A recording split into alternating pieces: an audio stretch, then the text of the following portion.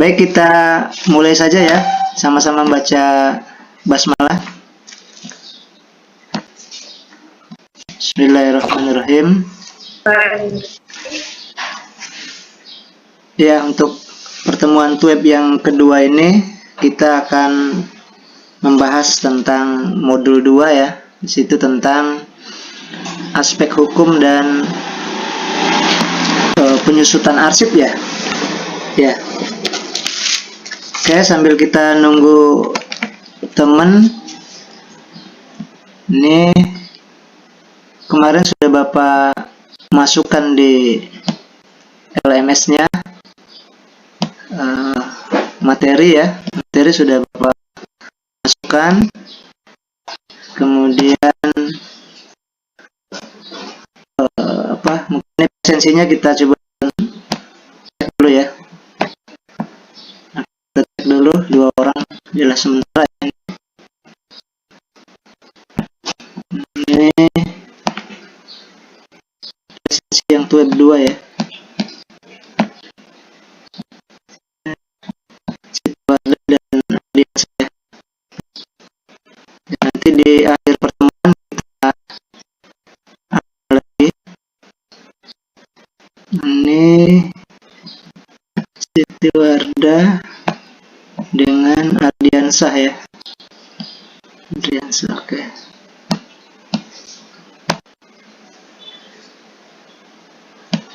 Ya, save ya. Ya, sudah tersave ya. Ini ada 2 orang sementara dari 9 orang ya.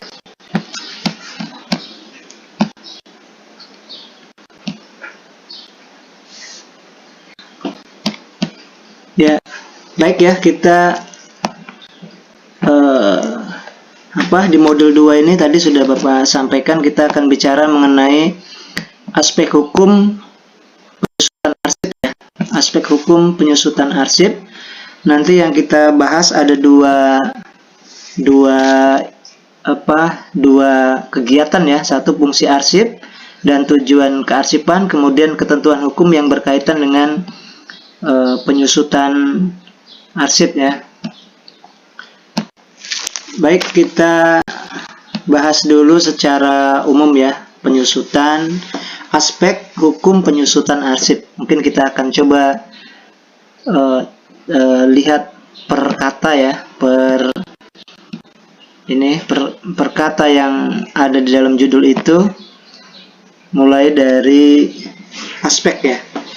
Kalau kita sering dengar kalimat aspek ya, kalau lihat di KBBI lah itu dilihat ya, bahwa aspek itu ada yang mengatakan bisa sudut pandang ya, bisa kategori, kemudian juga interpretasi gagasan ya. Nah, jadi 3 hal itu.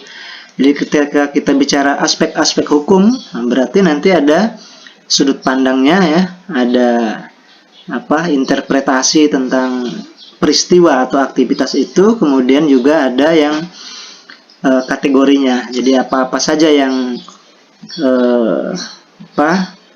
berkaitan dengan peristiwa itu dari sisi hukumnya.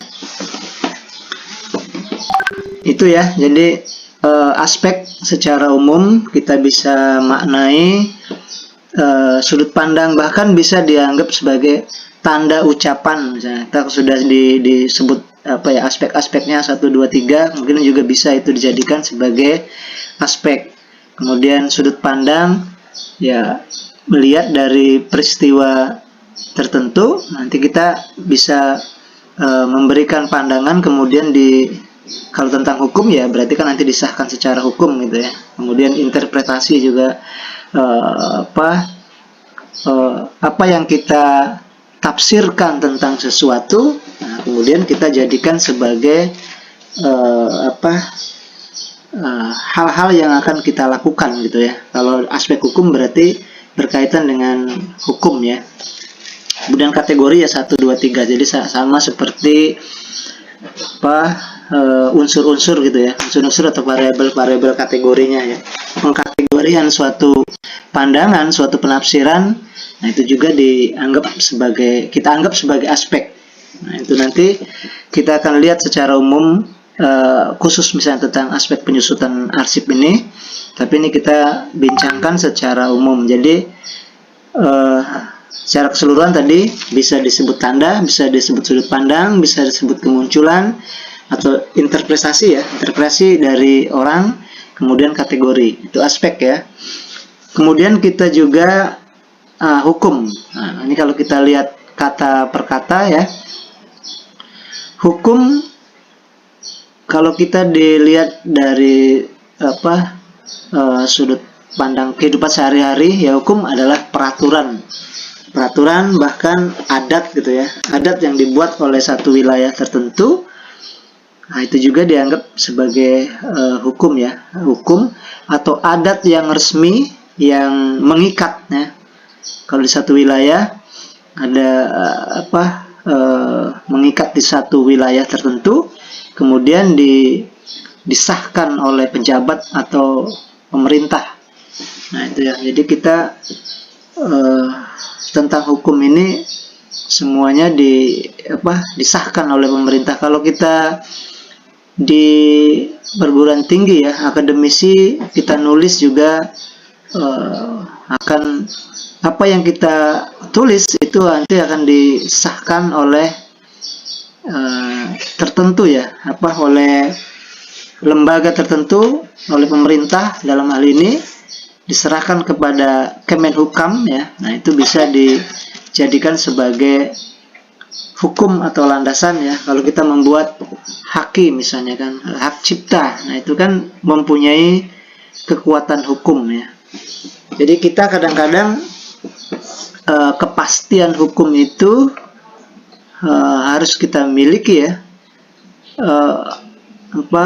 Budaya yang kita punya juga kadang punya hak ciptanya. Nah, itu juga kan sebenarnya bagian dari hukum ya. Jadi hukum adalah peraturan yang mengikat dalam satu wilayah tertentu, kemudian disahkan oleh pemerintah atau pejabat ya, atau penguasa. Kalau zaman dulu kan penguasa misalnya kan.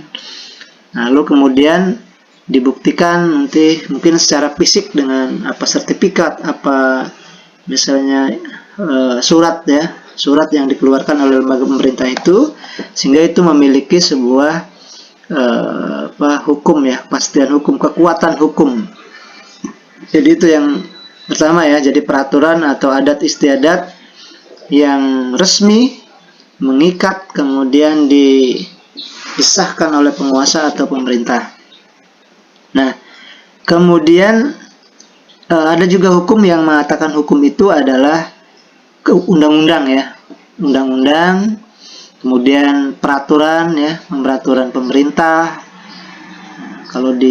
Biasanya kalau di kita ini ada PP ya, nomenklatur lembaga organisasi, misalnya peraturan Kemenhukam atau mana itu ada nomornya misalnya kan, biasanya peraturan pemerintah gitu ya, atau presiden atau yang lainnya ya. Jadi di undang-undang, peraturan, kemudian juga yang lainnya misalnya ya, sesudah peraturan kemungkinan ada lagi anak turunannya ya ke mana gitu kan, undang-undang, kemudian peraturan pemerintah, mungkin ada peraturan bupati misalnya, pergub, gubernur misalnya kan, nanti sampai ke peraturan desa misalnya kan, itu juga dianggap sebagai hukum ya. Kemudian ada yang menganggap bahwa undang-undang itu hukum itu adalah patokan ya. Jadi hukum itu juga diartikan sebagai patokan atau kaidah ya, kaidah atau ketentuan ya, patokan, kaidah, tentuan dalam peristiwa tertentu ya. Nah, jadi nanti kalau kita ada sebuah peristiwa, kemudian kita buat satu aturan, kemudian sebuah peristiwa itu kemudian disahkan, maka dijadikan sebagai patokan ya. Jadi peraturan desa misalnya kan. Jadi kalau kita misalnya eh, warganya misalnya tidak boleh eh, istilahnya bebas ya berkeliaran di desa sampai jam berapa misalnya kan, jam 1 misalnya harus sudah tidak boleh mengganggu ketertiban warga sekitarnya ya. Atau misalnya sekarang ada organ tunggal, ya cukup sampai jam 12 misalnya kan. Nah, itu dibuat aturan atau patokan ya oleh pemerintah tertentu, kemudian kita jalankan sebagai patokan ya. Kemudian yang terakhir, hukum itu dianggap sebagai keputusan ya, keputusan dari pertimbangan, kemudian dari kalau di pengadilan ya, ini keputusan atau pertimbangan, atau kalau bahasa ini disahkan nanti oleh hakim atau vonis. Nah, vonis dari suatu peristiwa pengadilan, nah itu juga nanti dianggap sebagai hukum nanti yang dijadikan patokan, dijadikan undang-undang, dijadikan peraturan yang harus ditaati oleh pihak-pihak tertentu ya, yang tertera di dalam surat atau aturan yang sudah dibuat atau undang-undang itu ya. Jadi kita sudah maknai secara keseluruhan terkait dengan dari judul itu aspek hukum ya.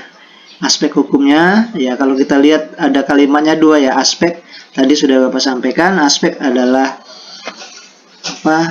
sudut pandang ya, sudut pandang atau interpretasi dari atau kategori gitu ya. Sedangkan hukum adalah peraturan, undang-undang, kemudian patokan dan keputusan. Nah, jadi kalau kita simpulkan berarti hukum adalah, aspek hukum adalah ya sudut pandang ya. Ini kalau mau kita gabungkan aja kalimat itu, misalnya sudut pandang atau interpretasi dari suatu peristiwa yang dibuat dalam suatu undang-undang ataupun peraturan ya, kemudian disahkan disahkan oleh penguasa atau pemerintah ya, dan kemudian dijadikan sebagai patokan. Nah itu ya, ini sementara kita coba Bapak juga pengen melihat sejauh mana ya ini memahami tentang aspek hukum ya dari kedua pengertian. Mungkin dari sebelum kita melanjutkan ya, yang lain ya ke berikutnya, mungkin dari Siti Wardah tadi nyambung ya? Ya, Pak. Ya, mungkin bisa Siti Wardah bisa pisah maknai aspek hukum ya, dari aspek dan hukum saja. Nanti Ardiansah nanti bisa yang mungkin secara keseluruhannya nanti aspek hukumnya. Ini satu aja mungkin Siti Wardah silakan memahami aspek kemudian hukum, dan boleh nanti digabungkan juga boleh. Silakan. Masih umum ya, nanti kita coba ya, silakan. Siap. Jadi aspek itu merupakan sudut pandang atau tanda ucapan yang berkaitan dengan peristiwa. Sedangkan hukum adalah aturan undang-undang yang aturan undang-undang untuk mengambil keputusan. Jadi kalau digabung, aspek hukum adalah sudut pandang atau tanda ucapan yang berkaitan dengan peristiwa dengan bentuk aturan hukum dan undang-undang untuk mengambil keputusan. Ya, mungkin bisa kameranya aktif.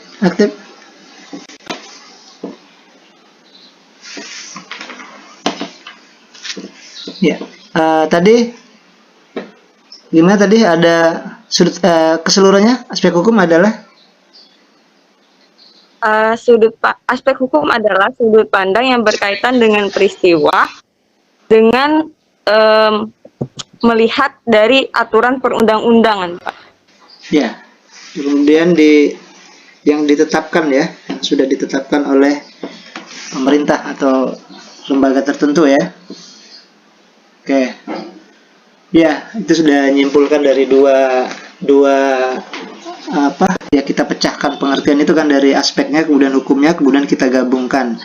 Lalu kemudian sebisa mungkin kita buat dengan narasi kita untuk memahami, oh ternyata aspek hukum adalah bisa dimaknai misalnya, oh ini interpretasi tentang satu peristiwa kemudian dibuat diakui oleh masyarakat, ditetapkan oleh pemerintah, dan kita harus jadikan dia sebagai patokan, bisa juga gitu ya. Ya baik. Kemudian nih Wahyu Adimas, ya makasih di situ ada Wahyu Adimas. Apa bisa nyambung Wahyu Adimas?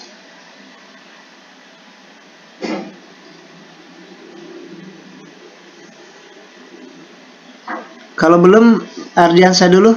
Satu, ya silakan Ardiansa. Ardiansa ada? Baik, Pak. Nah, kamera ya aktif ya.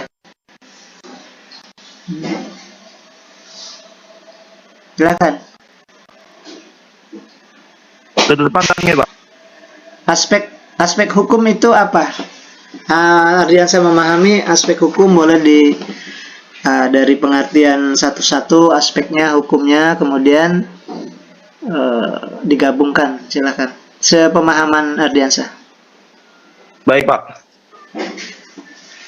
Aspek hukum itu, Pak, dapat disimpulkan sebagai peraturan setempat yang sah oleh pemerintahan berkaitan dengan suatu peristiwa yang berlaku, Pak, atau yang terjadi di tempat itu.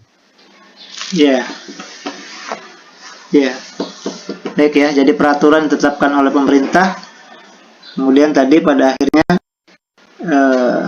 ya harus dijalankan gitu ya, jalankan sebagai patokan tadi ya kalau Bapak lihat dari itu. Oke, baik, Liansyah sudah ini ya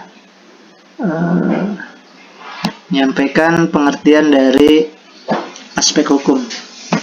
Oke, Bapak lanjutkan lagi sedikit lagi terkait dengan hukum ini. Tadi dari sudut pandang umum ya, dari hukum secara umum di pemerintahan atau di satu lembaga ya. Nah, sekarang Bapak mungkin sedikit sebelum nanti masuk ke materi aspek hukum penyusutan arsip ya. Ini kita berbicara masalah hukum. Sebenarnya apa sih hukum itu yang apa ya? Kalau dalam kedudukan di dalam ilmu alamiah ya, ilmu alamiah dasar, ilmu alamiah ya, ilmu yang tentang ilmu alam, itu memang hukum itu kedudukannya paling tinggi ya. Tadi kita sudah masukkan dari sudut pandang hukum yang sebenarnya ya, hukum yang kita anggap sebagai aturan gitu. Nah, sekarang dari sudut pandang ilmu alamiah juga, ilmu alam ya, ini IPA lah gitu ya. Hukum itu juga dianggap sebagai kebenaran. Jadi hukum itu kan kebenaran ya. Kebenaran tertinggi, malah tertinggi di dalam satu dalam dunia ilmu alam. Jadi kebenaran yang paling rendah ini, karena ini ya nyangkut tentang di akademisi, jadi hipotesa. Nah, mungkin hipotesa itu sama dengan dugaan ya, dugaan sementara. Nah, jadi prasangka kepada seseorang, kepada satu peristiwa, kepada satu lembaga tertentu, itu kita sudah anggap sebagai kebenaran. Hukum yang paling ya tadi ya, cikal bakal mau kita jadikan sebagai hukum. Kalau tadi kan dari sudut pandang hukum yang aslinya interpretasi ya, tapi kalau dari sudut pandang ilmu alam itu dugaan. Jadi kalau kita mau, karena ilmu alam nanti pada akhirnya kan jadi seorang ilmuwan ya, misalnya kita akan jadi teori gitu kan, jadi dugaan sementara itu sudah dianggap kebenaran. Kalau kita misalnya tadi asal mula kehidupan di dunia, nah, terus kita menduga, oh kehidupan di dunia ini dari makhluk angkasa misalnya, dari makhluk luar angkasa, kemudian turun ke bumi, kemudian jadi bakteri spora ya, kemudian spora itu berkembang jadi ulat misalnya gitu ya, maka jadi ulat, kemudian jadi kepompong, jadi ini akhirnya jadi makhluk hidup. Oh, ini ada yang mengatakan bahwa dugaan kita seperti itu ya. Atau misalnya kalau zaman dulu kan mitos ya, kadang-kadang mitos, oh ini asal mula di dunia dari legendanya misalnya apa ya, kalau dari Islam kan jelas ya Tuhan menciptakan alam gitu kan. Nah tapi itu kayak tadi misalnya, atau misalnya oh asal mula kehidupan di dunia ini spontan saja misalnya, nanti kan jadi oh ini ada makhluk hidup, hujan lalu ada ikan, nah spontan lalu ada ikan yang sudah besar ukurannya, nah, itu ya spontan saja. Tapi itu mau dianggap kita sebagai kebenaran karena ada buktinya kan, ada ikannya, ada hujan. Nah itu berarti kita sudah dugaan ya, hipotesa kita, oh ini makhluk hidup spontan lah gitu kan. Tapi kemudian apa yang kita dugakan itu ada buktinya, teruji maksudnya kan, teruji kan, ada hujan, ada ikan, ternyata setiap hujan ada gitu, setiap hujan ada, maka jadilah dia naik satu tingkat menjadi teori. Nah, ini dalam ilmu alam ya. Kalau tadi kan dalam ilmu memang hukum yang murni gitu kan, peristiwa kemudian kita jadikan prasangka, kemudian kita tetapkan, oh peristiwanya di desa, kalau malam terjadi keributan terus gitu ya, pas bising karena anak-anak muda misalnya di atas jam 10 sudah main musik, main apa yang mengganggu alam lingkungan sekitar, maka dibuatlah aturan oleh pemerintah desa misalnya tidak boleh hiburan sampai jam 12 lewat, harus sudah berhenti misalnya kan, acara-acara musik-musik berhenti. Nah itu peristiwa, kemudian ada kita interpretasikan karena takut terjadi hal-hal yang tidak diinginkan, maka dibuatlah sebuah aturan. Berarti itu dugaan juga kan, dari dugaan kemudian padahal ya peristiwanya ya mungkin bisa terjadi bisa tidak. Nah di dalam ilmu alamiah juga ya seperti itu tadi, ada kita menduga kehidupan dari makhluk spontan tadi ya, berarti teruji, maka jadilah dia teori ya. Nah, teori spontan ya, ada teori protozoa tadi ya, misalnya dari makhluk angkasa. Ada yang mengatakan bahwa makhluk hidup berasal dari telur ya, omne vivum ex ovo misalnya kan. Nanti omne vivo ex ovum, makhluk hidup juga berasal dari telur juga gitu kan. Buktinya kalau ada daging kemudian kita tutup ya, kalau tidak dihinggapi lalat tidak akan jadi makhluk hidup misalnya. Jadi makhluk hidup dari makhluk. Ternyata terakhir makhluk hidup berasal dari makhluk hidup misalnya. Makhluk hidup ya kalau tidak ada lalat tidak akan bisa jadi makhluk hidup. Nah itu kan sudah diuji ya. Maka jadilah dia teori. Tapi teori itu masih bisa dibantahkan kalau ada yang membuat lagi. Oh ternyata kayak tadi misalnya makhluk hidup berasal dari telur. Nah ternyata dibantahkan oleh orang, telur itu kalau tidak ada lalat, tidak telur di sana tidak akan jadi makhluk hidup, tidak akan menjadi ulat lagi kayak gitu kan. Nah itu berarti bisa dibantahkan. Nah kalau teori yang sudah mapan, teori yang tidak bisa dibantahkan lagi, maka dia berubah menjadi hukum. Nah inilah yang maksud Bapak tadi ya, hukum. Hukum artinya keputusan yang tertinggi ya. Tapi dalam ilmu alamiah juga itu kita anggap sebagai hukum juga namanya. Tapi hukum misalnya hukum Pascal, hukum Boyle, hukum Archimedes misalnya kan.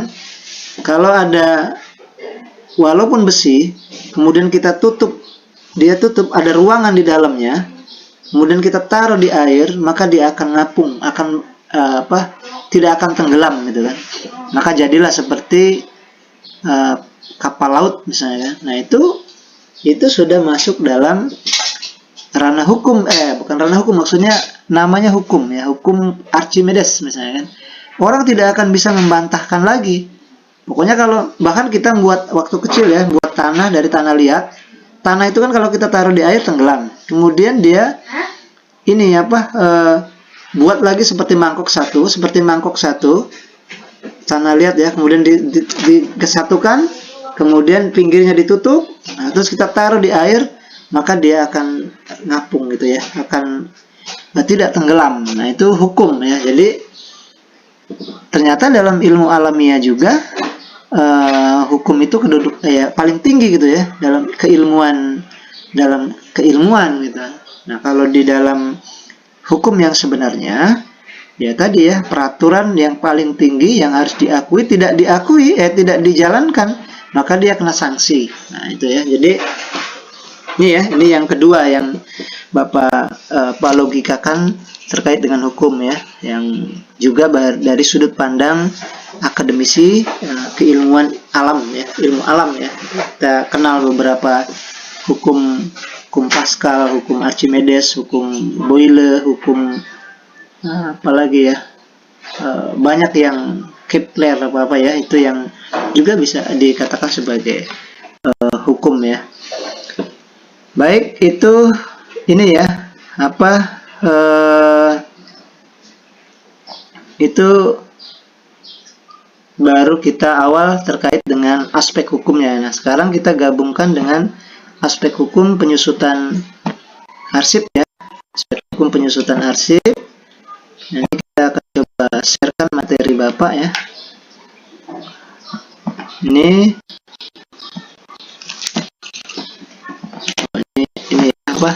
Ini modul kita 2, aspek hukum penyusutan arsip ya.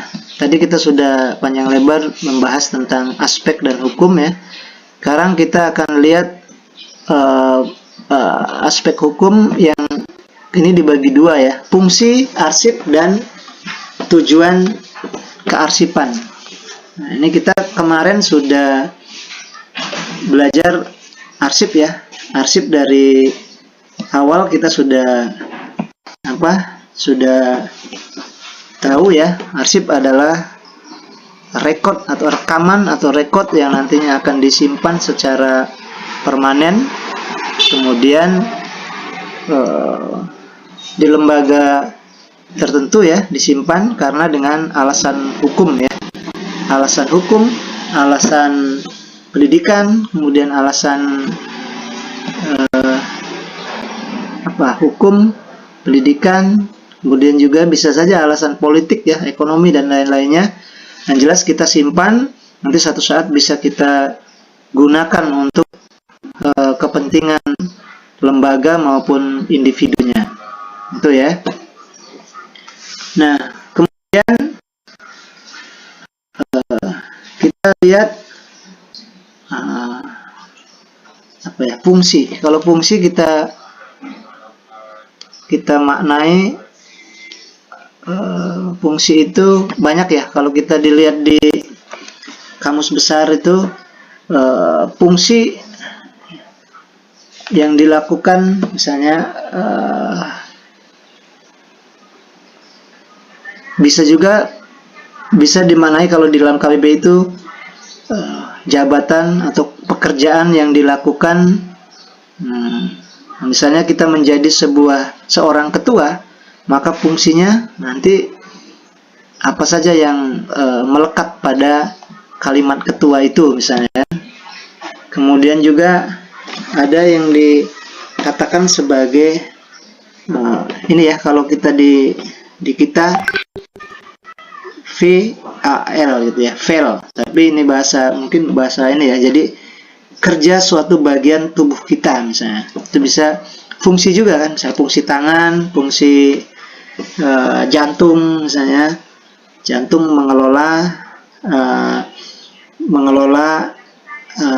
mengatur peredaran darah misalnya di kita ya. Nah itu istilahnya fungsi mengedarkan atau kerja suatu bagian dari tubuh misalnya. Itu bisa juga dikatakan sebagai fungsi ya. Kemudian juga ada yang mengatakan fungsi itu ya besaran atau hubungan yang kalau satunya berubah, maka dia juga akan berubah gitu ya. Hubungan dari satu bagian dengan bagian lain bisa juga ya.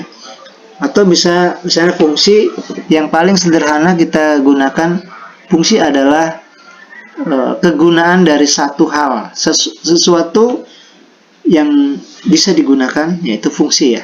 Itu yang umum ya. Atau misalnya peran satu unsur tertentu, kemudian ya misalnya kalau kita dalam bahasa kan peran satu unsur bahasa dalam satuan, misalnya kan itu juga fungsi ya. Misalnya apa ya, kalimat misalnya kan ada, atau misalnya syair atau apa juga itu ada, nanti bisa mempengaruhi seseorang ya, sehingga kita bisa berfungsi ketika digabung dalam satu kalimat.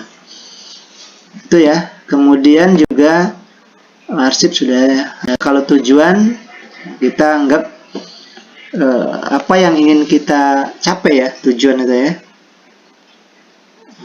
Kalau tujuan arah misalnya kan, arah juga kita anggap sebagai satu tujuan ya, arah. Apa yang ingin kita capai juga itu dianggap sebagai tujuan. Nah, ini sudah sering kita apa ya, bahas. Setiap kalimat ada tujuan atau fungsi. Bisa juga jurusan misalnya kan, itu juga tujuan ya. Kayak kita misalnya jurusan kearsipan, berarti kan tujuannya nanti kita kerja di bidang kearsipan ya. Atau misalnya maksud juga bisa tujuan ya. Kemudian tuntutan juga ada, juga tuntutan juga kita anggap sebagai maksud dan tujuan misalnya kan, itu ya. Oke, ini sudah berapa orang nih? 1, 2, 5 orang ya. Oke, selanjutnya kita akan lihat sekilas ya. Jadi fungsi arsip dan tujuan arsip sudah Bapak sampaikan tadi ya. Fungsi arsip berarti kan tadi sudah kalau tujuan berarti arah tentang kearsipan seperti apa misalnya. Nah, ini kita bahas satu-satu. Ini dari masih secara umum ya. Ini kita akan lihat pendahuluannya. Jadi fungsi arsip dan tujuan arsip. Nah, komponen manajemen arsip ya, komponen manajemen arsip di sini atau dalam bahasa ininya arsip creation ya, dibagi menjadi penciptaan arsip, kemudian penggunaan dan pemeliharaan arsip. Oh, ini ya, dan penyusutan arsip. Jadi ada 3 hal ya. Jadi manajemen arsip itu pertama cipta, kemudian menggunakan atau memeliharanya ya, kemudian terakhir ya kita susutkan ya. Menyusutkan berarti kan kita membuang atau memusnahkan ya, menyusutkan. Ya, itu ya. Jadi manajemen kearsipan jadi ada 3, 1 mencipta, kedua menggunakan atau memelihara, jadi 1 ya, penggunaan dan pemeliharaan gitu ya. Kemudian penyusutan ya. Kalau kita di bidang perpustakaan itu ada manajemennya, kegiatannya ada 3 ya. Ada pengadaan, ngolah, kemudian menyebarkan ya, menyampaikan buku-buku ke orang. Tapi kalau arsip juga 3, berarti kalau arsip kan karena dia kenaskah ya, jadi dia cipta, kemudian digunakan, kemudian baru digunakan dan dipelihara ya, gunakan dan dipelihara, kemudian baru dimusnahkan ya. Jadi ya pemeliharaan ataupun penyebaran ya, itu artinya gabung jadi 1 ya. Kemudian pemusnahan melalui nanti ada dinilai dulu ya, baru jadi kita akan buat dimusnahkan ya. Baik, itu ya. Jadi ada ini, kalau kita dilihat di modul kita, 1 ada tadi dicipta, digunakan, peliharaan, pemeliharaan ya, kemudian dimusnahkan. Nah, kegiatan ini disebut dengan daur hidup arsip ya. Daur hidup arsip. Jadi manajemen arsip juga kita maknai sama dengan daur hidup arsipnya. Jadi begitu ya, ini dalam bahasa ininya apa tadi? Daur hidup arsip atau manajemen arsip. Jadi arsip juga sama seperti manusia ya, daur hidup daur hidup arsip. Pertama dia lahir, kemungkinan ya, lahir berarti dicipta, kemudian dewasa, kalau manusia ya dewasa, kemudian ada anak-anak dewasa, kemudian tua, kemudian mati lagi ya, hidup lagi. Jadi arsip juga seperti itu, jadi diciptakan, kemudian digunakan, dimusnahkan gitu. Kalau kita nih dimusnahkan ya. Jadi makanya manajemen yang 3 itu kita bisa maknai sebagai sebagai daur hidup arsip ya, itu atau manajemen arsip. Nah ini kata lainnya ya. Jadi kalau kita misalnya mendengar daur hidup arsip, juga manajemen arsip, atau apa saja yang dilakukan dalam arsip itu kegiatannya, itu tadi ada 3 ya. 1 cipta, kemudian sudah jadi, baru kemudian dilayankan ya, kemudian juga dipelihara. Nah, kemudian pemeliharaannya ya, pemeliharaannya, baru kemudian habis masa retensinya, habis waktunya, kita musnahkan mana yang tidak memiliki kekuatan hukum, kekuatan pendidikan, kekuatan politik, kemudian ekonomi dan lain-lain ya, untuk data ya kita musnahkan. Kemudian ini ya, jadi daur hidup arsip juga sama dengan manajemen arsip ini ya. Kita bisa maknai atau pengelolaan arsip lah ya. Ya, artinya kan dari arsip dicipta ya, itu daur hidup ya. Kemudian sementara itu aspek hukum merupakan salah satu unsur yang harus diperhatikan dalam manajemen arsip di samping aspek lain ya. Ilmu kearsipan, standar. Nah, ini kan tadi kita bisa maknai ini ya, aspek hukum ada berapa di sini diartikan bahwa ilmu kearsipan katanya itu ya. Kemudian kedua di situ standar ya, standarnya ya, standar nasional maupun internasional. Kemudian yang kewenangan ya, kewenangan cipta ya, mencipta. Baru kemudian SDM-nya ya, SDM banyak berarti ya, SDM-nya 4, 5 perlengkapan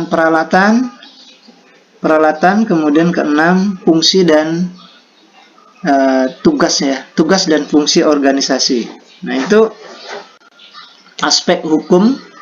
Ada hal-hal ya yang harus diperhatikan.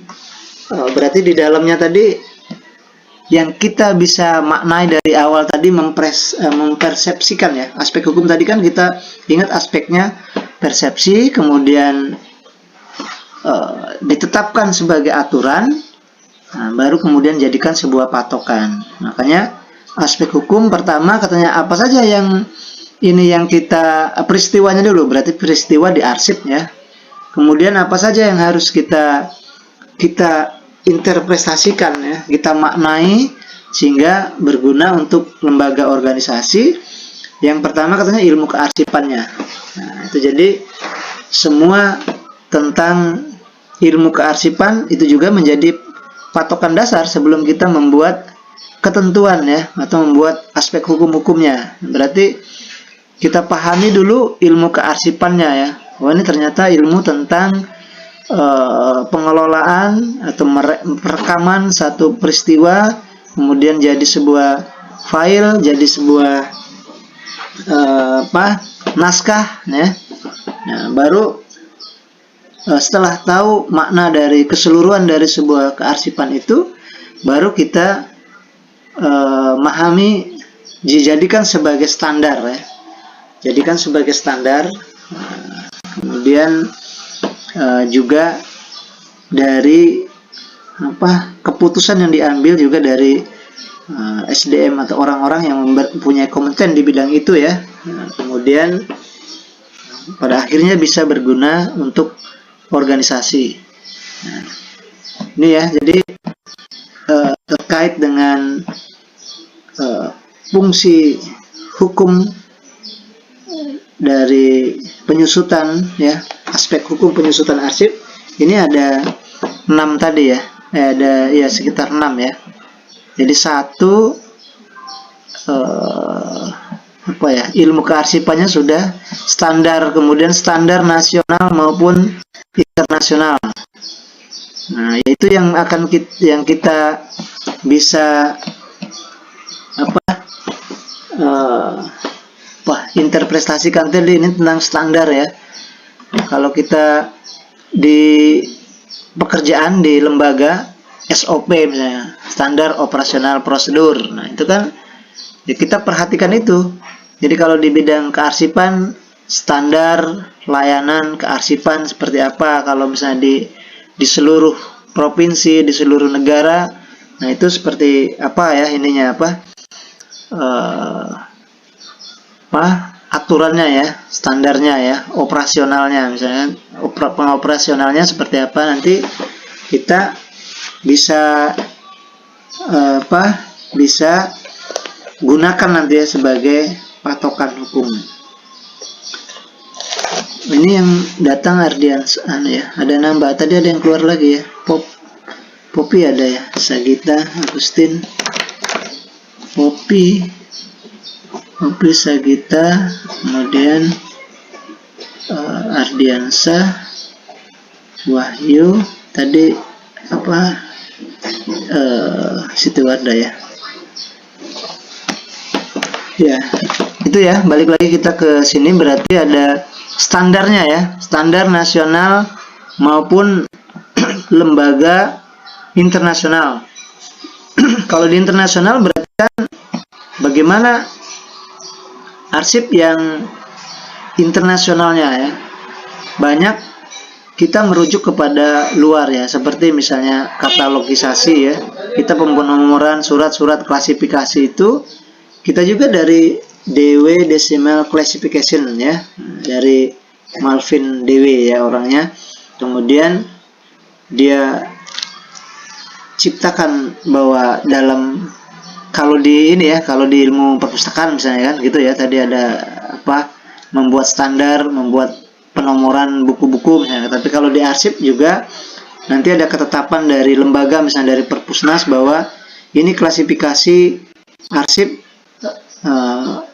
semua arsip ada penomorannya 1, 2, 3. Nah, ini dari lembaga Perpusnas, kemudian bisa disebarkan ke masyarakat, dan ini dianggap sebagai standar gitu ya. Standarnya seperti itu. Nah, pada saat kita membuat aspek penyusutan, katakanlah ini tadi arsip ya, nah kita juga melihat standarnya. Nah, tadi kan pertama melihat ilmunya dulu, kemudian ada standarnya. Karena biasanya dalam satu tema tertentu seperti ini, misalnya arsip ya, nanti yang muncul di situ itu kan ada dua, ada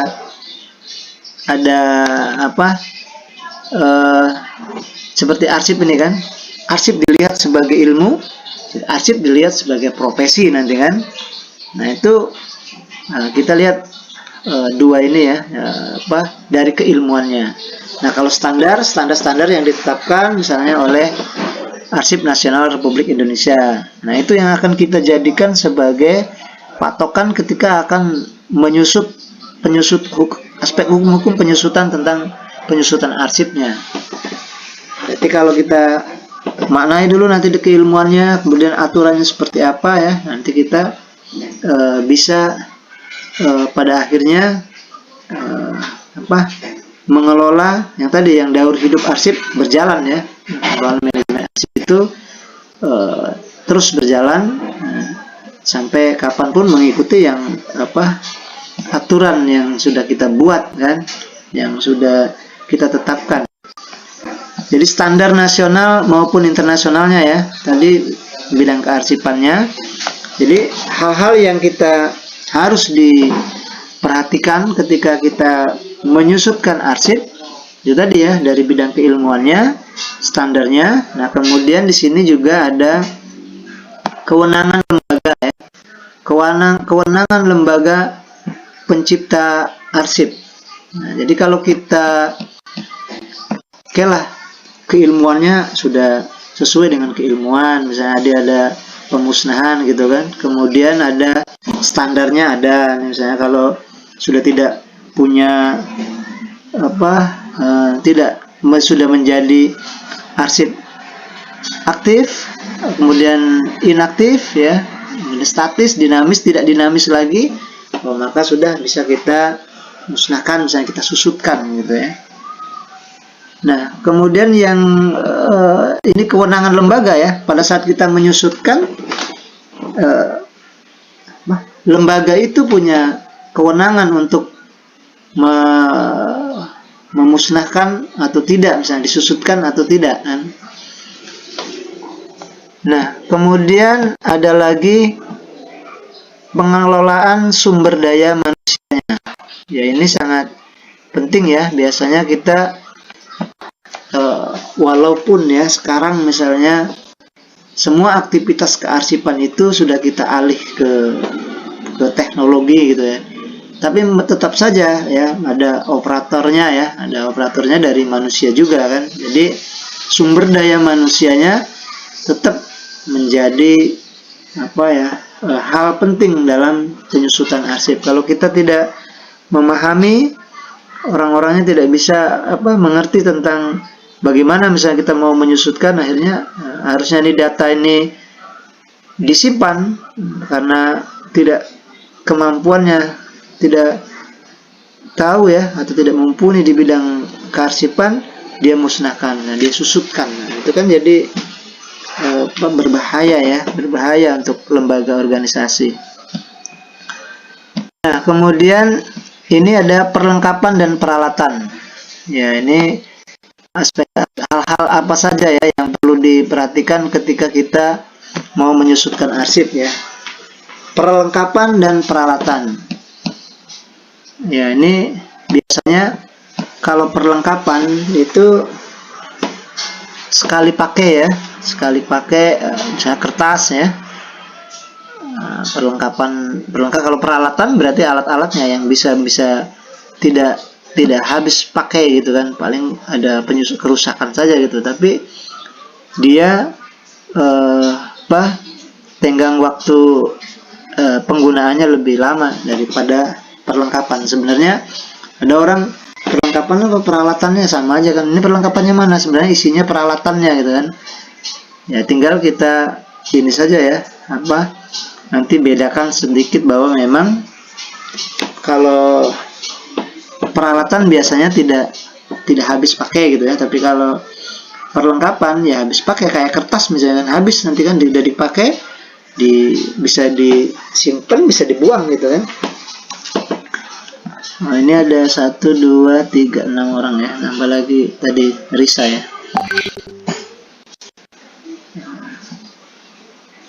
Kemudian ada satu lagi, tugas dan fungsi organisasi. Ya, ketika kita mau menyusutkan memberikan aturan tentang aspek hukum, maka kita juga di situ akan melihat tugas dan fungsi dari organisasi ya,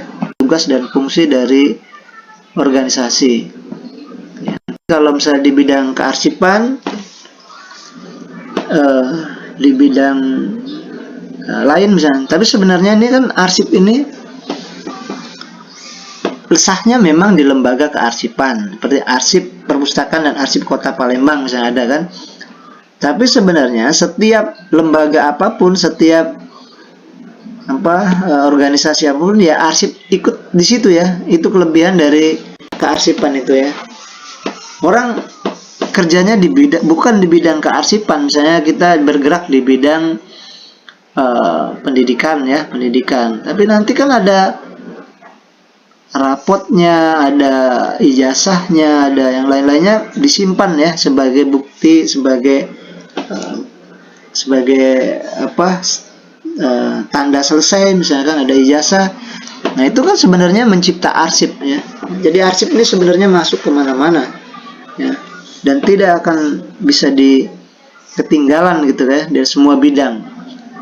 Bahkan secara pribadi pun kita ya setiap hari mengarsipkan ya aktivitas kita, kita foto, kita rekam ya, kita ketik ya di WhatsApp itu juga kan sebenarnya menyusun sebuah arsip ya. Hanya saja kita mungkin tidak sadar bahwa ini sebenarnya kegiatan kearsipan karena menciptakan sebuah naskah gitu, menciptakan sebuah bukti tentang satu aktivitas. Nah itu kan sebenarnya sudah kita anggap arsip gitu ya. Jadi rekaman, rekod disimpan ya, atau masih digunakan dia. Tapi kalau yang benar-benar arsip, memang orang-orang ilmu kearsipan, ini sudah disimpan secara permanen, baru memang itu dikatakan sebagai arsip ya, sebagai sebagai dokumen ya. Oke, baik, kita mungkin satu atau kan kita ada diskusi ya, diskusi pertanyaan itu nanti ini nambah lagi Dwi ya.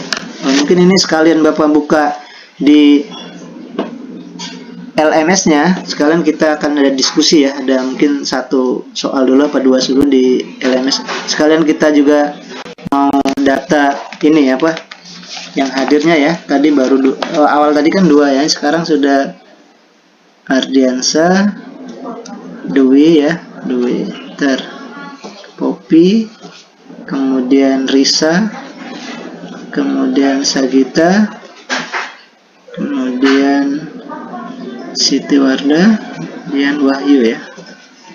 Itu 2, 3, baru 7 ya. Itu 2, 3. Ini kita coba presensi dulu ya.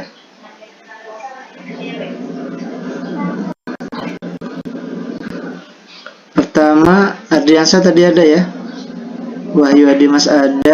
Ini langsung saja ya Bapak karena sudah Bapak catat tadi. Poppy ada ya. Aman Maulana belum ya. Aman Maulana belum. Dewi Puspita ada. Sagita juga ada Bapak contreng tadi, ini ada. Kemudian Risa ada. Berarti tinggal 2 orang lagi ya. 1, 2, 3, 6 ya. Jadi 3 orang lagi ya. Aman Maulana. 2 orang lagi ya. Berarti sudah 1, 2, 6. Risa ya. Kita sudah 6 orang ya. 7 orang. Yang hadir 7 orang ya. Oke. Nah, baik, ini kita akan lihat di web 2 ini ada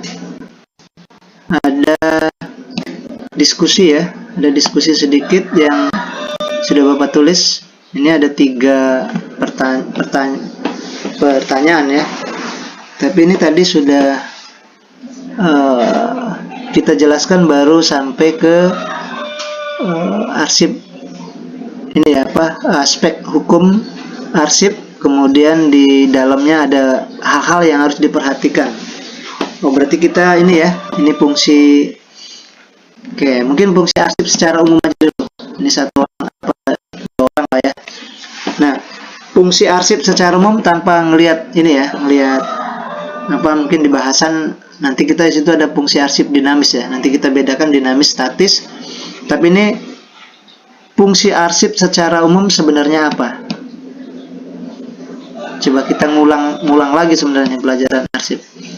Ini mungkin bisa dari Dewi Puspita, ada nggak?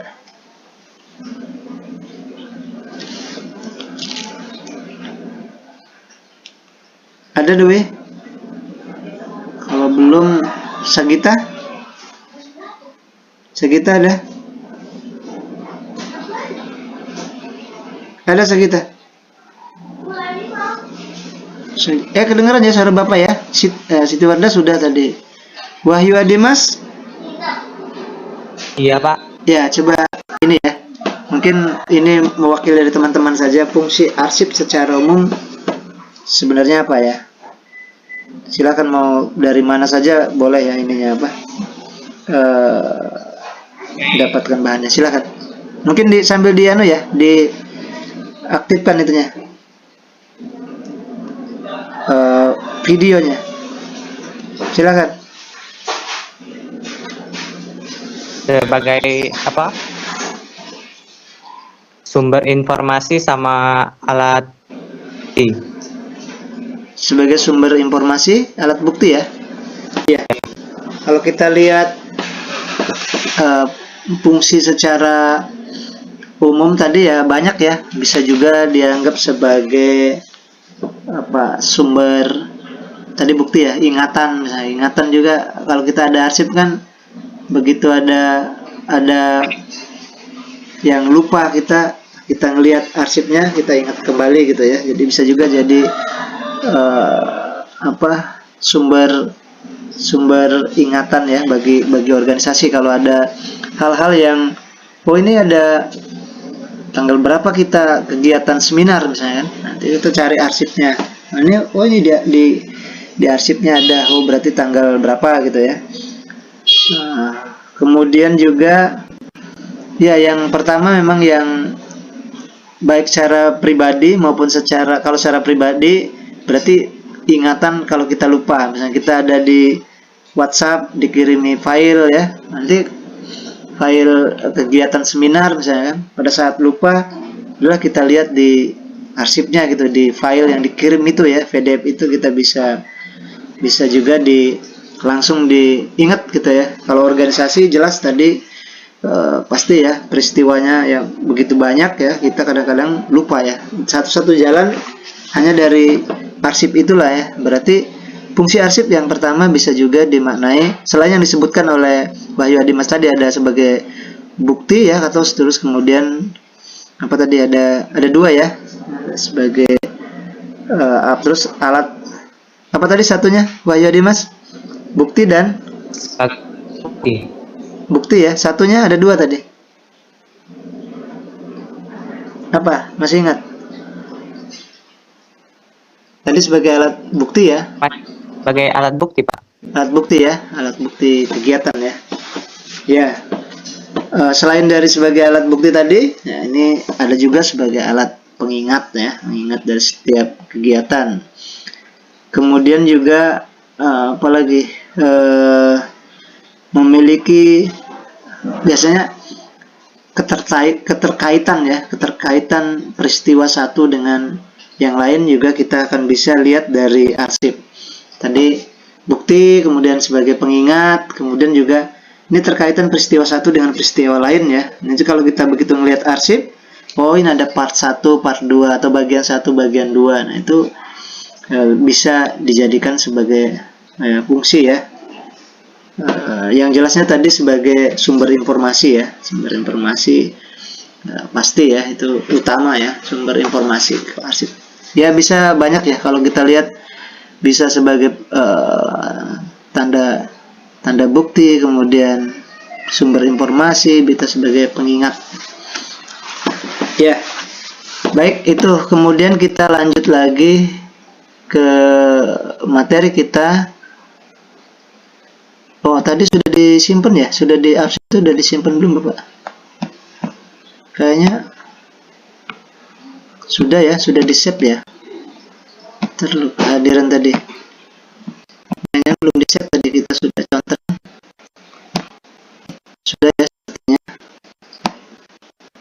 Nah, belum kan ya? Ntar Bapak ini dulu, mumpung masih ini ya. Sulastri belum. Popi sudah ada tadi, kemudian Aman Maulana belum, Dewi Purvita ada, Sagita juga ada,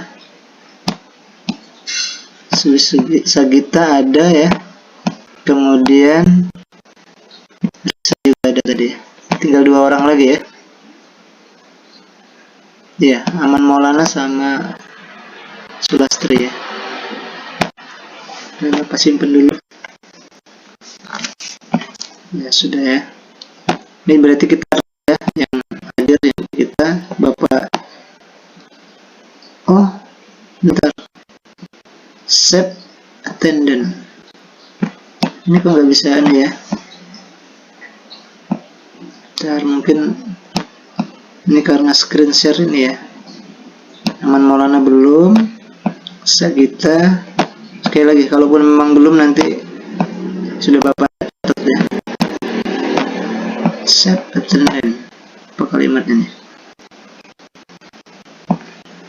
Kita lihat kalau masih belum nanti. Ya, belum muncul ya. Tadi yang 3 sudah, 2 sudah. Ya, nggak apa-apa. Nanti Bapak coba lagi tuh. Yang jelas sudah Bapak catat ya. Yang mungkin karena posisi screen share mungkin ini ya. Oke, balik lagi kita. Jelas ada 2 orang yang belum masuk ya, Sulastri sama Aman Maulana. Ya, nggak apa-apa. Kemudian ini masih umum ya. Kita bicara setiap tadi manajemen arsip tadi kita anggap sebagai daur hidup arsip ya. Pengelolaan arsip mulai dari penciptaan, penggunaan dan pemeliharaan, kemudian penyusutan itu kita anggap sebagai daur hidup.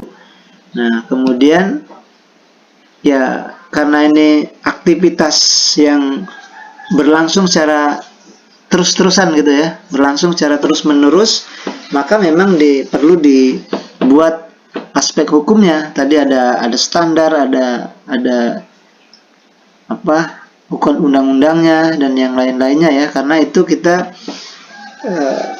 bukti bahwa peristiwa kita, kegiatan kita itu punya kekuatan hukum atau punya kepastian hukum ya, bahasa sekarang ini kepastian hukum begitu. Nah, kemudian terdapat 3 hal yang harus dipertimbangkan ketika melaksanakan penyusutan. Baik, 3 hal yang harus kita perhatikan, harus kita pertimbangkan ya. Kalau kita yang perhatikan tadi kan ada berapa ya? Ada mulai dari ilmu ilmu arsipnya, standarnya, kemudian sumber dayanya ya. Nah, ini sekarang ada 3 hal yang harus kita pertimbangkan ya. Pertimbangkan ketika kita membuat sebuah penyusutan arsip ya. Yang pertama di sini sebutkan ketentuan harus mengatur di bidang kearsipan. Ya, betul ya, karena kita di bidang kearsipan ya, maka ketentuan-ketentuan semuanya berkaitan dengan kearsipan ya. Yang tidak ada kaitan dengan kearsipan ya, mungkin bukan bahasannya. Maka yang pertama adalah sesuai dengan ketentuan yang harus mengatur bidang kearsipan. Kemudian ketentuan di bidang operasionalnya ya. Nah, tadi sudah kita bahas sedikit ya. Operasional ini ya kegiatan apa ya, kalau standar operasional sistem tadi ya, standar operasional prosedur tadi, SOP ya. SOP-nya seperti apa? Kadang-kadang kita bukan hanya di lembaga organisasi ya, kita mau ada kegiatan seminar ini atau misalnya kegiatan pertemuan ini, SOP-nya gimana gitu ya, standarnya atau aturannya seperti apa ya.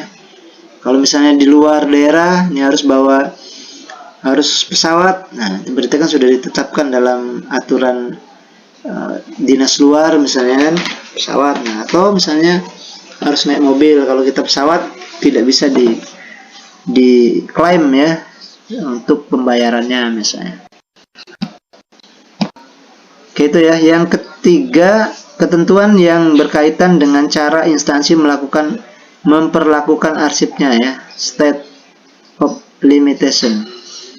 Ya, memperhatikan arsipnya. Jadi bagaimana proses rekam jejak perjalanan arsip itu? Nah, itu kita pantau ya. Nah, jadi kita ketentuannya ya, nah, cara bagaimana lembaga itu memberikan atau memberlakukan arsip ya. Ini start of limitation, berarti waktu limit ya. Ini bagaimana kita melakukannya ya, apakah masih dipertahankan atau tidak, misalnya kan arsip itu ya. Nah, itu jadi ini sudah masuk dalam ketentuan yang berkaitan dengan cara instansi memperlakukan arsipnya ya. Oke, itu masih ini ya, terkait dengan fungsi dan tujuan arsip. Nah, tujuannya, oke, ini masih cara umum ya, bahwa nanti kita mengerti fungsi, kemudian mengerti tujuannya ya, mengidentifikasi ketentuan hukum yang mengatur penyusutan itu. Karena ini di bidang kearsipan, ya tentu akan nanti di bidang kearsipan. Nah, sekarang ini kita akan balik lagi juga ke arsip yang awal ya. Jadi arsip dinamis. Ya, kalau kita lihat secara umum kan ada dua ya, kita melihat arsip, ada yang arsip statis yang sudah benar-benar menjadi arsip disimpan secara permanen, ada yang memang masih dalam bahasa kearsipannya itu disebut dengan arsip dinamis. Artinya arsip yang masih berlaku, masih, kalau manusia berarti daur hidupnya, ini masih lagi masa produktif gitu kan. Dia bisa pendidikannya sudah tinggi, kemudian profesor misalnya kan, masih muda, kemudian aktif di sana sini misalnya kan. Nah, itu istilahnya fungsi ya, fungsi arsip ya, fungsi arsip yang ada di dalam satu lembaga tertentu yang mengarah kepada arsip dinamis ya. Jadi penggunaan arsip yang masih berlaku, kalau kita istilahkan dengan manusia tadi, ini arsip tapi masih dalam bentuk kalau manusianya masa produktif, jadi masih dinamis ya. Nanti masih digunakan, masih di copy, kemudian disebarluaskan, terus jadi masih aktif ya. Bahkan dinamis itu dibagi lagi menjadi dua kan, arsip dinamis aktif, kemudian inaktif ya, tidak aktif lagi, sekali saja, kemudian bahkan tidak lagi dimanfaatkan, ya sudah kita nilai, kita hitung penyusutan dan yang lain-lainnya, kemudian apakah kita musnahkan atau misalnya kita gunakan ya. Jadi apakah dimusnahkan atau digunakan. Itu ya arsip dinamis. Kemudian arsip statis ya, kalau tinggal kita cari aja ininya ya, pembandingnya ya. Pembandingnya ini ya, arsip dinamis. Tinggal cari saja pembandingnya, berarti statis kan. Kemudian di sini juga disebutkan nih arsip statisnya yang tidak dipergunakan secara langsung untuk perencanaan ini ya. Ini satu kalimat ini salah. Perencanaan, kemudian pelaksanaan penyelenggaraan kehidupan berbangsa dan umumnya, atau dipergunakan secara langsung dalam penyelenggaraan kehidupan sehari-hari, administrasi ya, negara ataupun lembaga-lembaga tertentu ya. Nah, kemudian kita masuk dalam fungsi arsipnya ya. Tadi arsip, di manajemen arsip dikatakan sebagai daur hidup ya. Kemudian Nah, ini ada fungsi-fungsinya ya, karena sebagai dalam kehidupan di organisasi, ya arsip sebagai alat manajemen tadi ya, manajemen tadi ternyata apa tadi, pengolahan arsip ada 3 tadi ya, ada manajemen arsip, ada penciptaan, kemudian penggunaan, dan terakhir ada penggunaan dan pemeliharaan, malah ya, penggunaan dan pemeliharaan, kemudian pemusnahan. Nah, kita anggap ini ya, ini fungsi secara berdasarkan modul ya. Pertama, mendukung proses pengambilan keputusan. Ya, jelas ya. Kalau kita katakan fungsi arsip sebagai pengambil keputusan, ya jelas kalau kita misalnya kita mau menetapkan jumlah, misalnya gaji satu pegawai, maka ya harus dilihat dulu kan keputusannya dimusyawarahkan. Nah, setelah dimusyawarahkan, oh ini ternyata, atau dirapatkan ya kalau di lembaga itu, oh ternyata si A dapat sekian karena tidak masuk misalnya 3 hari misalnya kan, atau sehari ya, 2 hari misalnya. Nah, itu kita katakan sebagai arsip berfungsi sebagai pengambil keputusan ya, mendukung ya. Didukung, kita mau membayarkan gaji, nah, didukung oleh bukti-buktinya atau arsipnya, maka akan lebih otentik lagi ya, yang jual tidak dirugikan, kemudian juga yang menggunakannya juga tidak dirugikan. Nah, kemudian yang kedua, menunjang proses perencanaan. Perencanaan itu dalam bahasa dalam dunia wirausaha ya, orang yang sudah membuat sebuah rencana ya, kalau orang yang tidak bisa membuat rencana maka dia akan merencanakan kegagalan kayak itu ya. Tapi kemudian ya rencana itu katanya sudah 70% ya. Kita sudah memulai perencanaan kita, dimulai, maka itu sudah 70% ya. Kalau kita kuliah baru daftar, nah itu sudah bisa kita dia sudah 70% gitu ya. Ini pasti mungkin ya nantinya akan jadi seorang sarjana ya. Nah, tapi tinggal waktunya saja kan. Tapi anggap itu sudah 70% ya. Sudah ada tindakan itu ya. Udah berani gitu kan. Walaupun nanti masih ada mungkin permasalahan lain ya. Oke, yang itu ya. Kemudian yang ketiga ya, mendukung pengawasan. Nah, jelas lah ya. Kalau mendukung pengawasan kalau di satu lembaga ya, misalnya kita mengontrol satu aktivitas. Nah, itu adanya arsip ya akan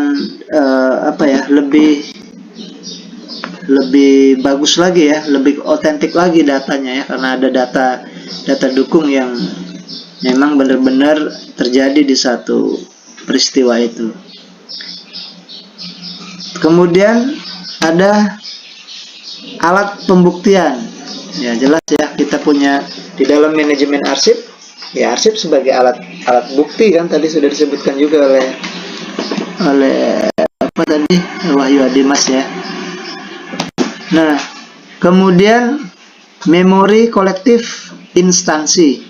Ya, artinya kalau arsip kita kumpulkan jadi satu, nah itu akan menjadi di memori ya, di satu tempat, di pangkalan data ya, maka itu akan mendukung proses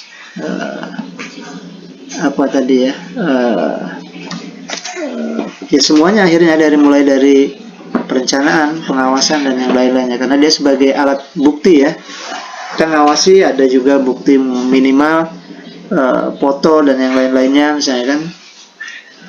Kemudian memori kolektif instansi ya secara keseluruhan tadi, kalau kita sudah punya satu aktivitas kemudian kita simpan terus ya setiap rekam jejaknya, nah maka kita bisa dijadikan sebagai ini tadi ya, kolektif, memori kolektif. Nah, kemudian untuk kepentingan publik dan ekonomi, ya ini sudah bicaranya sudah umum ya, kepentingan publik dan ekonomi. Ini tadi ya kita mau yang diskusi tadi ya. Tadi kayaknya karena kita belum sampai ke dinamis ya, makanya tadi kita arahkan ke pengertian secara umum. Nah ini sudah kita bicara dinamis, sudah dari fungsi-fungsinya sudah Bapak sampaikan tadi ya. Nah mungkin satu orang saja nanti sebagai wakil juga akan menjawab diskusi ini ya. Apa yang dimaksud dengan fungsi arsip dinamis ya? Dinamis dan statis. Mungkin bisa dilihat di modulnya ya. Ini Bapak sebut yang belum ya. Risa ada? Risa ada? Kalau tidak, oh ini Sulastri masuk ya? Sulastri ada? 1, 2, 3, 4. Sulastri ada? Kedengaran Sulastri suara Bapak? Wahyu Adimas tadi sudah. Poppy? Poppy ada nggak? Poppy. Poppy ada? Risa? Sagita? Belum ini juga ya? Siti Wada tadi. Sulastri, kedengaran suara Bapak?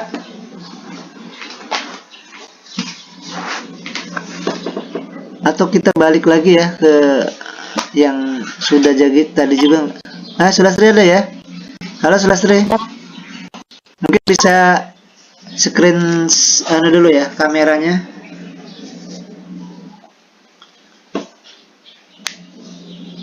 Kameranya ada? Kak, kamera Pak. Ya.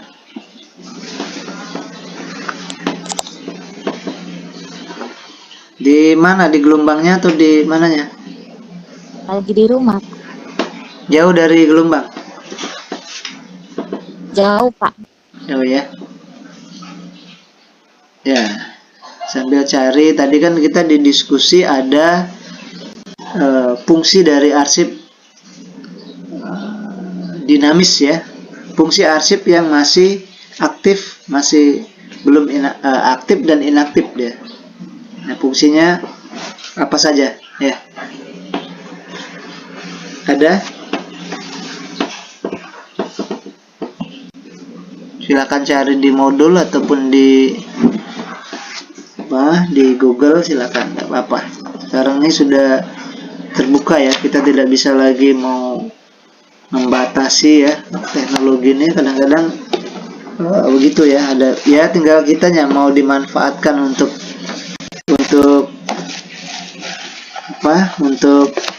positif juga bisa ya, negatif juga bisa. Ketemu Sulastri? Fungsi dari dinamis. Atau langsung saja kalau tidak, kameranya tidak ini ya. Kameranya kadang kalau HP mati mungkin ya, atau sinyalnya. Silakan.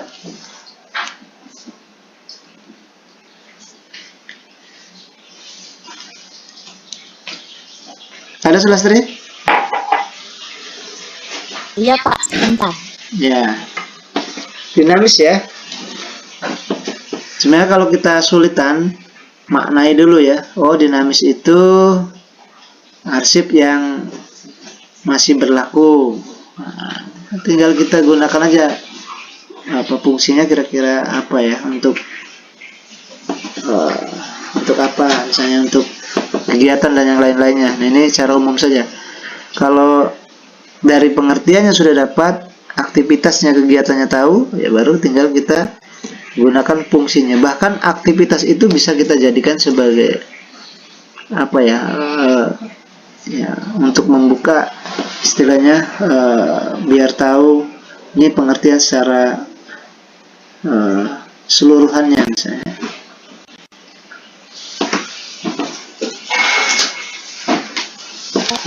Ya, silakan Sulastri.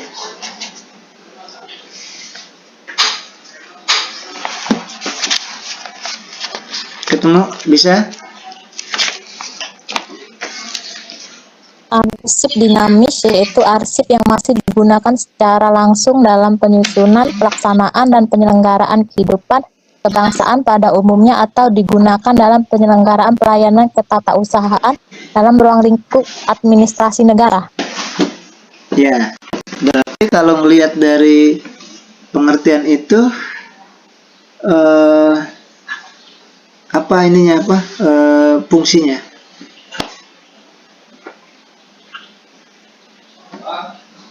Kira-kira fungsinya apa? Kalau kita udah tahu dari artinya ya, dari artinya.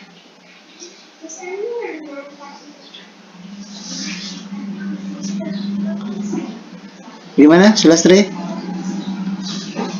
Tadi, Iya Pak, iya fungsinya ya, fungsi arsip dinamis tadi pengertiannya kan sudah apa disampaikan, penyelenggaraan bahkan administrasi negara tadi ya. Nah, sekarang kalau kita lihat fungsinya seperti apa? Apa fungsinya? memudahkan dalam mengelola data. Memudahkan ya, memudahkan dalam mengelola data atau naskah ya. Fungsi dari Nah, terus biasanya kalau fungsi 1, 2, 3 gitu ya, minimal ada 2 lah gitu. Tapi kalau mau disatukan kan tadi ya, mengelola, kemudahan dalam mengelola apa, naskah ya. Ada lagi satu itulah. memudahkan kita dalam mencari data-data lama, Pak. Ya, dinamis yang masih digunakan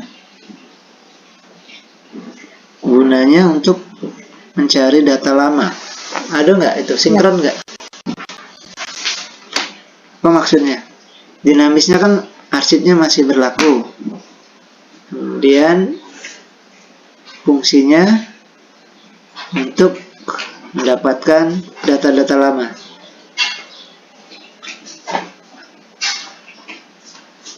Ya, dinamis ya, masih. Kalau misalnya statis kemungkinan ya, arsip statis, oh iyalah arsip yang sudah disimpan permanen, sudah lama, baru kita cari lagi ketemu gitu kan. Nah, ini arsipnya masih baru dibuat, kemudian misalnya surat ya, surat dibuat, kemudian digunakan untuk tes misalnya, pegawai misalnya apa, untuk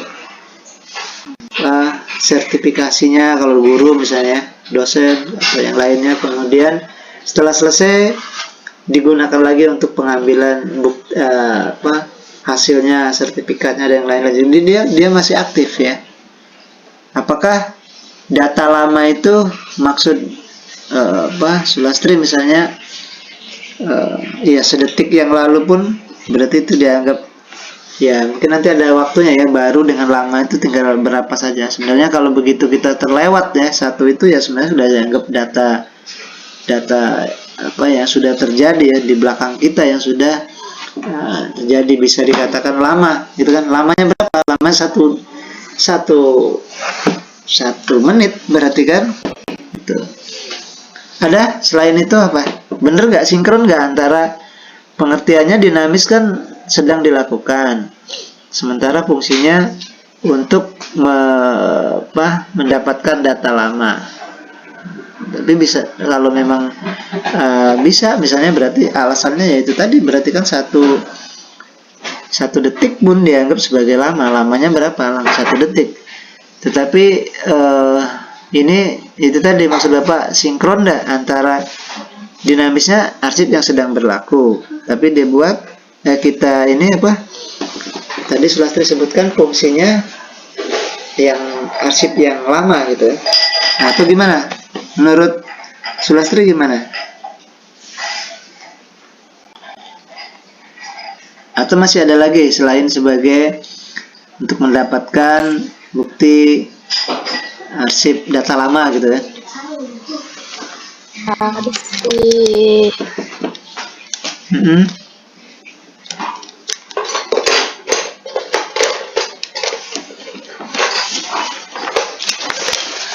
Atau ada fungsi lain?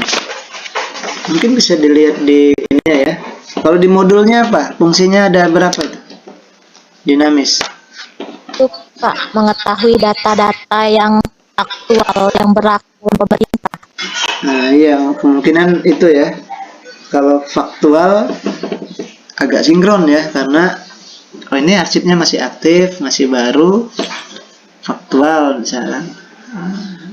Tapi ya kalaupun tadi pertama misalnya Pak ada 2 Pak, pokoknya 1 untuk mengetahui data yang faktual, kemudian 2 data lama ya. Mungkin lamanya tadi ya, kalau mau pakai data yang lama, logikanya kita mengartikan 1 menit pun sudah lama Pak, karena kalimat lama itu nanti pertanyaannya berapa lama ya, 1 menit gitu kan ya. Kita anggap yang sudah itu ya sesuatu yang sudah terjadi ya. Nah, tapi mungkin kalau orang Indonesia memaknai lama itu kalau sudah bertahun-tahun tidak digunakan apa ya, baru itu dikatakan lama. Tapi sebenarnya kalau arti sebenarnya ya 1 detik ke belakang pun ya kita buat lama ya, lama 1 detik yang lalu misalnya, itu kan data lama gitu kan. Kalau yang ini data yang faktual ya, mungkin bisa hampir sinkron ya. Nah, ini data yang sedang aktif, kemudian kita lihat oh ya berarti ini data yang sekarang gitu, yang sedang masih antara proses dan juga aktif. Bahkan ada 2 nanti aktifnya, ada inaktifnya itu. Aktif, dinamis, tapi dia dinamis ada 2 tadi, tapi dia digunakan masih sekali-sekali gitu, tapi belum disimpan secara permanen. Nah, mungkin itu kalau sudah tersimpan permanen ya tadi aktif, arsip inaktif gitu ya, atau aktif statis gitu ya. Inaktif masih dalam dinamis. Ya oke. Itu ya Sulastri. Kita masih lanjut lagi ya. Ada sekitar waktu 20 menit lagi nih. Selesaikan materi kita. Ini dalam kehidupan organisasi fungsi arsip sebagai alat manajemen. Oke, tadi mendukung proses pengambilan keputusan, ini sudah ya tadi ya. Kita diskusikan bersama. Nah, ini ketentuan hukum yang berkaitan dengan penyusutan arsip ya. Ketentuan hukum ini berarti sudah masuk di kegiatan 2 ya. Ketentuan hukum yang berkaitan dengan penyusutan arsip. Nah, pemahaman tentang hukum atau berkaitan dengan norma ya, kaidah yang ada umum dan khusus. Ya, ada yang umum, ada yang khusus. Yang umum itu seperti sopan santun, moral, hukum, mungkin ini dalam kurung ini ya. Norma khusus berlaku di wilayah, satu wilayah peraturan kampus. Nah, misalnya ini kan khusus ya. Jadi aspek hukum dalam ini ada 2 ya, ada yang umum dan ada yang khusus. Tadi yang khusus tadi misalnya di wilayah tertentu, kayak tadi di kampus misalnya mahasiswa dibuat peraturan ya, pakaian tidak boleh pakai baju yang tidak berkerah misalnya kan. Yang kalau di sepatu misalnya ya menyesuaikan kalau dari merek dan yang lain-lainnya, tapi mungkin harus hitam misalnya gitu ya. Jadi ada aturannya gitu ya, ada aturannya, tapi mengikat secara umum ya. Tadi ada secara khusus ya. Tadi yang kalau di kampus tadi ini peraturan di kampus. Nah kalau umum ya untuk ini ya, terkait dengan semua masyarakat umum gitu kan. Yang kalau di masyarakat kita kenal norma ya, norma atau kaidah umum yang khusus. Jadi kalau kita maknai tentang hukum yang berkaitan dengan norma atau kaidah yang umum dan khusus. Nah ini pengertiannya berarti ya.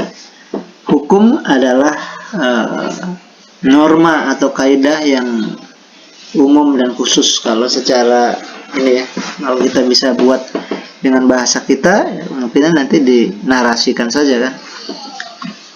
Kemudian ini fungsi hukum, nah, ini salah satunya nih ya, mencegah konflik ya, pemecahan atas kekuatan dan kelemahan pihak-pihak yang bertikai. Nah inilah yang berat itu, seperti ini ya, mencegah konflik katanya, mencegah konflik dalam perpecahan atau kekuatan yang berkaitan dengan pihak-pihak yang terlibat. Ya ini ya, kalau tadi misalnya kita contohkan aturan di satu wilayah, nah, ini kan biar tidak terjadi sebuah konflik ya, sebuah keributan misalnya kan. Tapi kalau sudah dibuat aturan, ini misalnya orang yang tinggal di satu wilayah, dia harus berdomisili di situ, kemudian jelas asal usulnya, punya suku-suku sudah punya kakak wilayah tersempat ya, udah pindah gitu kan. Itu yang ini ya, mencegah terjadi apa tadi yang konflik ya, konflik dengan pihak-pihak lain, konflik ya atau perpecahan ya dengan pihak-pihak yang lain. Jadi dibuatnya aspek hukum itu seperti itu ya. Kalau kita maknai sekarang, mungkin aspek hukum tentang penyusutan arsip ya, berarti kan supaya tidak terjadi kalau konflik ini kan orang anggapnya konflik, mungkin konflik antar satu wilayah dengan wilayah lain. Tapi kalau kita masuknya ke ranah arsip, nah juga konflik dalam, katakanlah tadi misalnya ada mau kita musnahkan ya, mau kita susutkan, nah, itu nanti ada aturannya. Kalau tidak ya mungkin tadi ya salah, misalnya salah, harusnya tidak disusutkan, ternyata disusutkan. Jadi ini kesalahan dari mengambil sebuah keputusannya ya, gitu kan. Jadi akhirnya jadi konflik kan. Nah kalau kita sudah sesuai dengan aturan, tidak akan lagi jadi konflik ya. Baik. Selanjutnya di sini ada pemahaman tentang hukum, ketentuan hukum yang berkaitan dengan penyusutan arsip di bidang kearsipan operasional. Jadi ini ya, kalau kita masuk ke bidang kearsipan, aspek hukum ini ya, di bidang kearsipan, operasional instansi pencipta, cara instansi melakukan arsip. Ya, jadi ada 3 ini ya. Pemahaman tentang hukum, kekuatan hukum yang berkaitan dengan penyusutan bidang arsip, berarti bidang kearsipan ya, operasional institusi, kemudian cara instansi memperlakukan arsip atau limitation ya. Ya ini juga pemahaman tentang hukum penyusutan arsip ya. Pertama harus di sini apa tadi berkaitan dengan bidang kearsipannya ya. Ya kalau kita misalnya bicara tentang aspek hukum yang hukum penyusunan arsip, ya tentu apa yang kita perbincangkan itu adalah tentang hukum penyusutan ya, aspek hukum penyusutan arsipnya di bidang kearsipannya. Kemudian operasional instansi dan cara instansi memperlakukan arsipnya. Nah, jadi kadang-kadang kita mencipta itu lebih mudah ya, mendapatkan itu lebih mudah daripada mempertahankannya. Misalnya, kalau kita membuat arsip ya mudah gitu kan, tapi memeliharanya sampai dia bertahan bertahun-tahun misalnya itu bagaimana? Kadang-kadang ada kesulitan di situ ya. Nah, selanjutnya operasional ya, operasional instansi pencipta. Operasional ini kan apa ya, kegiatan apa tadi, aktivitasnya ya, aktivitas operasionalnya. Kemudian yang terakhir cara instansi memperlakukan arsipnya ya. Ya arsipnya di apa, prosesnya kemana gitu. Nah ini kita kawal gitu kan. Nah itu juga bagaimana instansi itu memperlakukan ya, mengawal sampai selesai disimpan secara permanen di dalam bidang kearsipan. Aspek hukum penyusutan arsip membawa konsekuensi ya, bahwa setiap pemindahan kearsipan akan membawa setiap wajib memiliki pemberitaan kearsipan wajib memiliki unit kearsipan. Oh ya, ini berarti ini ya, aspek hukum penyusutan kearsipan membawa konsekuensi. Artinya ketika kita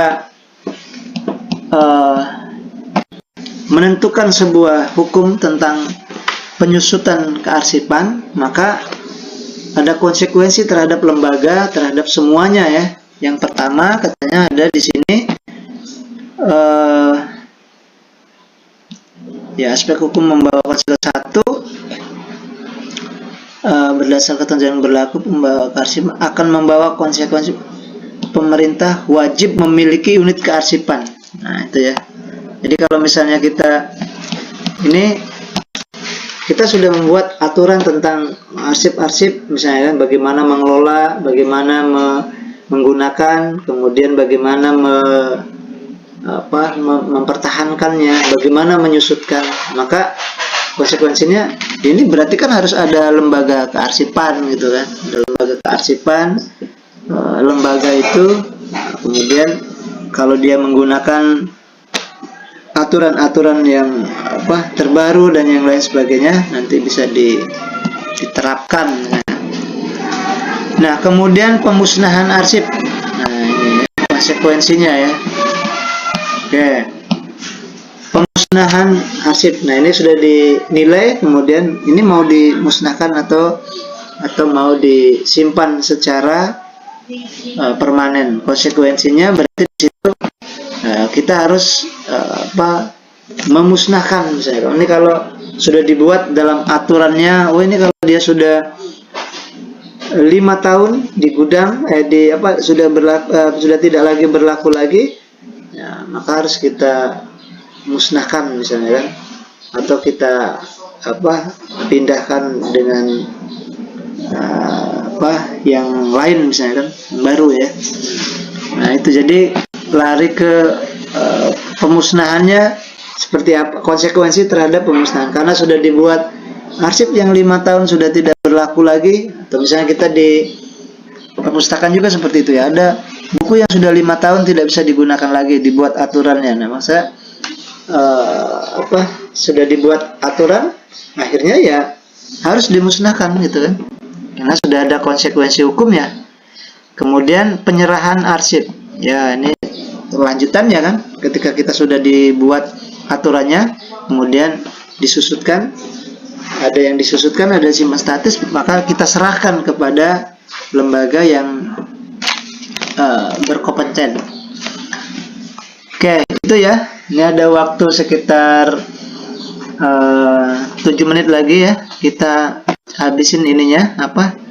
Kalau di materi Bapak pikir sudah ini ya, sudah selesai. Itu kita ada diskusi nih sedikit ya. Oke, di sini tadi sudah ya, sudah ada fungsi arsip dinamis sudah ya disampaikan. Tadi ada juga yang apa untuk mendapatkan arsip yang update tadi oleh apa Sulastri. Nah, ini sebutkan norma-norma yang ada dalam kehidupan bermasyarakat. Nah, ini norma ya. Tadi di masyarakat umum tadi kan ada yang norma khusus, norma umum ya, sopan santun dan yang lain-lain itu norma khusus umum ya.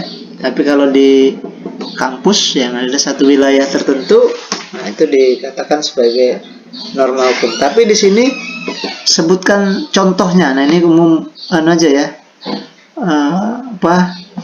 Cara umum saja. Kalau kita memaknainya tadi di satu lembaga tertentu, tapi ini adalah masyarakat di umum, aturan atau norma yang telah dibuat tapi di masyarakat umum. Mungkin misalnya di kehidupan masyarakat. Nah, silakan ya, ada yang ini nih Bapak sebut saja deh, siapa yang belum ya. Sagita, Siti Wardah, Wahyu, Popi tadi, Popi, kedengar gak Popi? Sambil di ini aja ya, sambil dibuka kameranya. Nah, kita tinggal 5 menit lagi. Nanti kan mungkin ada mau masuk lagi di kelas lain ya. Buka kameranya. Silakan, juga nih apa? Siti Wardah juga buka kameranya. Wahyu Adimas. Sambil screenshot ya. Halo? Ardiansyah, kedengaran suara Bapak? Ada Ardiansyah? Siti Wardah? Sagita? Sagita Agustin? Pak hadir Pak Siti Pak. Ya, coba Siti Wardah ini aja mewakili teman-temannya. Kira-kira apa norma itu ya, aturan-aturan di masyarakat apa saja yang Siti Wardah ketahui, misalnya di desa atau di sekolah atau di mana ya? Kalau sekolah berarti kan khusus ya, atau misalnya di aturan di lingkungan masyarakat keluarga atau kelurahan dan yang lainnya. Silakan. Untuk di sekolah sendiri Pak, aturannya yang paling klasik, nggak boleh melanggar peraturan yang ada di sekolah, nggak boleh melanggar norma sosial, norma susila dan lainnya. Dibuat dalam aturan dalam bentuk apa itu kalau di sekolah? Tempat saya tinggal juga Pak, kalau seandainya malam-malam kayak gitu nggak boleh itu suara keras yang mengganggu kenyamanan. Ya, di lingkungan sekitar ya. Tapi yang Bapak tanyakan tuh dia ditetapkan atau dibuat dalam sebuah peraturan desa enggak? Kalau untuk tertulis enggak Pak, tapi memang norma sosial aja Pak, masyarakat aja Pak. Masyarakat ini ya, mungkin ada biasanya RT-nya menegur gitu ya, RT-nya ataupun Karang Tarunanya yang ini yang dikasih mandat. Misalnya kalau di desa kan ada yang jadi hansip ya. Nah, zaman dulu kan ada hansip, jadi dia bisa menegur masyarakatnya misalnya. Ya, itu sudah oleh Siti Wardah. Satu lagi ya, ini di diskusi kita itu ada kalimat jelaskan bagaimana syarat pemusnahan arsip. Nah, ini agak tadi syarat pemusnahan arsip. Ya, ini juga ya, kayaknya masih umum juga lah. Kita tahu pemusnahan itu artinya disusulkan arsip ini tidak berguna, kemudian kita hancurkan atau kita musnahkan. Syarat-syaratnya apa saja? Ini silakan. Yang Ardiansah, ada? Ada Ardiansah? Kita 2 menit lagi ya. Apa? Risa?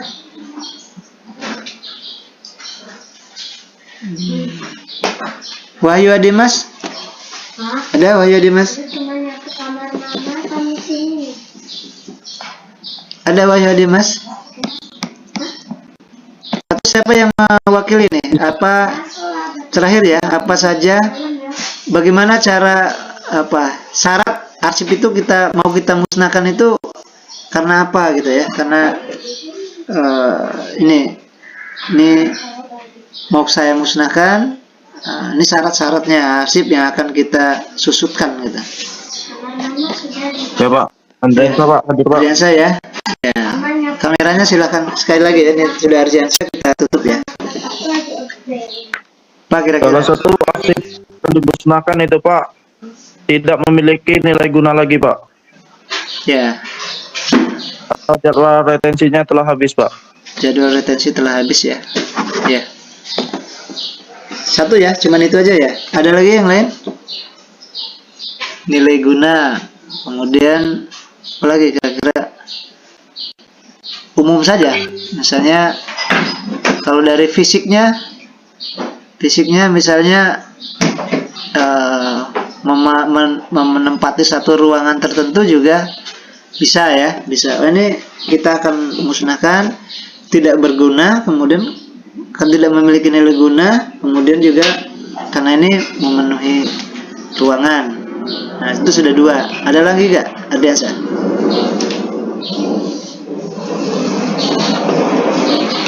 Dua itu sudah ini ya.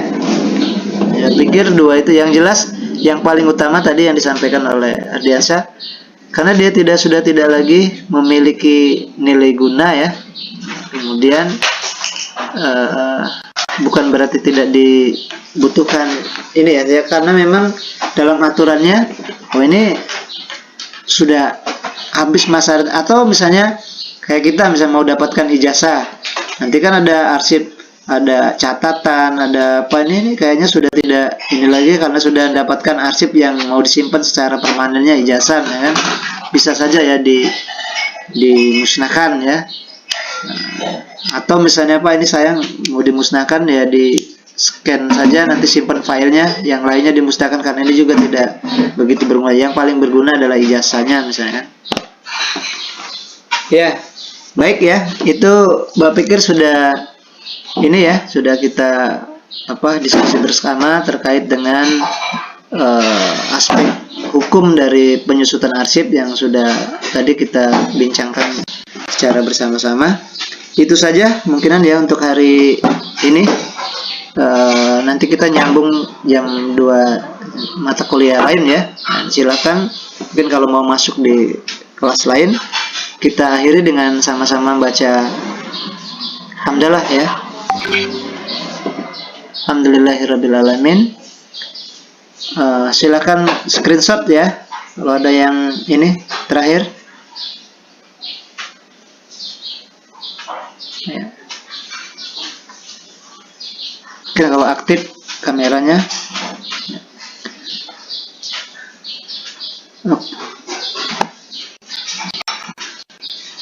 ya. Baik, itu saja ya Mbak, silakan sekali lewat Siti Wardah, mungkin mau mewakili temannya untuk untuk screenshot. Itu saja Bapak akhiri, wabillahi taufiq walhidayah. Assalamualaikum warahmatullahi wabarakatuh. Waalaikumsalam. Ya. Ya, baik, terima kasih ya. Silakan kalau mau ingin lab ya.